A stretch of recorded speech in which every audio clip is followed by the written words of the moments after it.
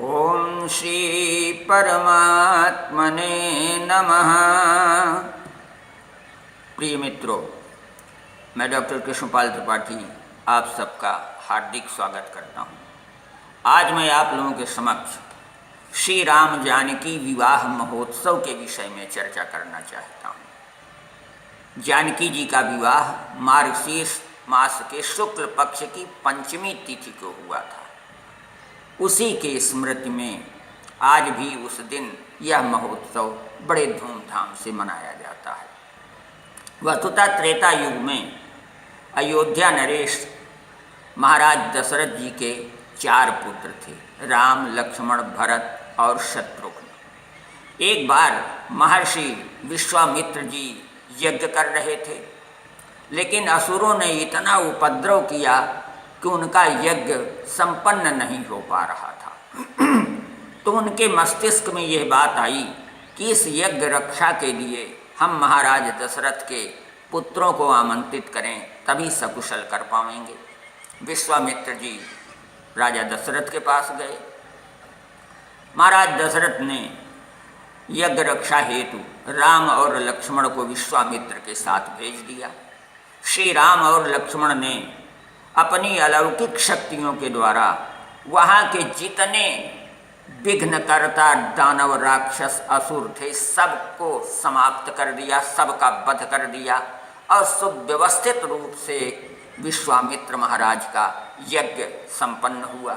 उसी समय विश्वामित्र जी को महाराज जनक का आमंत्रण प्राप्त हुआ, जिसमें जनक जी अपनी पुत्री सीता का स्वयंवर कर रहे थे। ऋषिवर ने उन बच्चों को साथ लिया और जनकपुरी उस यज्ञ के समारोह में, स्वयंवर समारोह में पहुंच गए। राजा जनक ने विधिवत उनका स्वागत सत्कार किया। उसके बाद भगवान श्री राम और लक्ष्मण ने जनकपुर का भ्रमण किया। भ्रमण करके वहाँ के निवासियों को कृतकृत्य किया, अपने सुंदर स्वरूप की झांकी दिखला करके।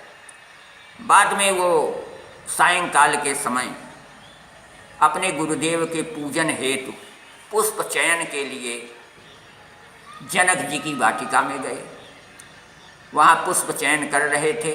संयोगवश उसी समय सीता जी भी पार्वती पूजन के लिए आई हुई थी। दोनों का आमना सामना हुआ। अब देख करके सीता जी के मन में ये हार्दिक इच्छा हुई कि यदि यह पति के रूप में मुझे प्राप्त हो जाएं तो बहुत उत्तम हो।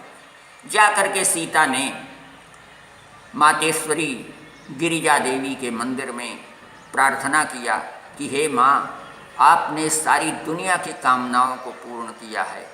मैंने जीवन भर आपकी सेवा की है, लेकिन कुछ मांगा नहीं है। आज पहली बार आपके चरणार बिंदु में एक याचना प्रस्तुत करने जा रही हूँ। माँ, ये जो सुभग सुंदर सलोने बच्चे हैं, उनमें से जो सांवले रंग का लड़का है, उसके साथ मेरा विवाह संपन्न करा दो। माँ ने उसे आशीर्वाद दे दिया। गिरिजा मैया ने एवं मस्तु कह दिया। दूसरे दिन धनुष यज्ञ का आयोजन हुआ। उसमें अनेक राजा सम्मिलित हुए। वहाँ भगवान शिव जी के धनुष को उठाने की प्रतिज्ञा थी कि जो व्यक्ति उठा लेगा इस धनुष को, उसी के साथ सीता का विवाह हो जाएगा। सब राजाओं ने प्रयास किया, लेकिन किसी से वो धनुष उठा नहीं, तस्मस नहीं हुआ। अंत में गुरुदेव विश्वामित्र की आज्ञा अनुसार श्री राम ने उस धनुष को उठाया और तोड़ करके 2 खंडों में विभक्त कर दिया। इस प्रकार जनकपुर वासियों के हृदय में आनंद की मंदाकिनी प्रवाहित होने लगी। राजा जनक भी प्रसन्न हो गए। बाद में महाराज जनक ने महाराज दशरथ को बारात आने का निमंत्रण दिया, उन्हें सूचना दी। दशरथ जी पूरे परिवार राज समाज के साथ बारात लेकर के जनकपुरी में पहुँचे और अगहन शुक्ल पक्ष पंचमी तिथि को अत्यंत शुभ लग्न मुहूर्त में श्री राम और सीता जी का विवाह संस्कार संपन्न हुआ। इसी अवसर पर लक्ष्मण, भरत और शत्रुघ्न का विवाह भी सीता की बहनों उर्मिला, मांडवी और श्रुतकीर्ति के साथ हो गया।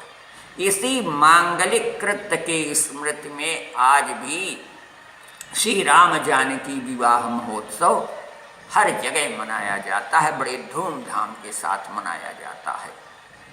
मित्रों, यदि ये सब बातें आपको अच्छी लग रही हों तो आप YouTube में अंग्रेजी में डॉक्टर कृष्णपाल त्रिपाठी सर्च कीजिए, वहाँ आपको सब्सक्राइब लिखा मिलेगा, उसे टच कर लीजिए, मेरा चैनल सब्सक्राइब हो जाएगा और आपको नित्य नवीन वीडियो देखने को मिलेंगे।